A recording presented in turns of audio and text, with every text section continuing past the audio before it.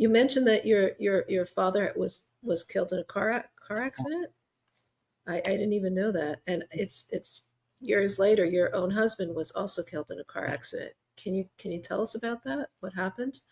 Oh, with my father, um, it was just it was just one of those things. A rainy night, a big truck. Mm. Um, Years And later, my husband was killed by a drunk driver, and how, it how was. old how old was he? He was 61. 61. So just so suddenly, he Yeah, was in business in California when he was killed. yeah. He was going on a business trip. It was in Long Beach. And what was your reaction when you heard about that? I mean, just like that, you were young, you had a family, just Yeah, to hear that kind of news. I guess what was my reaction? I mean, to say that I was stunned. Um, was my husband's very good friend and our family doctor, Eli Rosen, was tasked with giving me the news. Other people had already heard about it, and my brother heard about it before I did.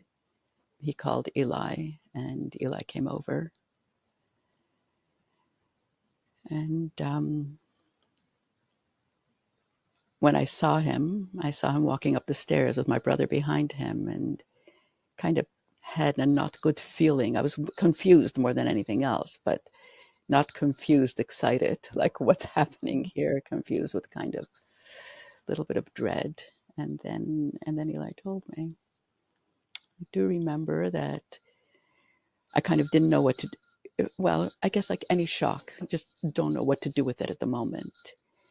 And did you want to get revenge? Were you No, angry? no, No. no, not at all. That was something I didn't feel. Um, I didn't feel angry. I mean, I felt crushed. I felt, well, confused for a while. Um,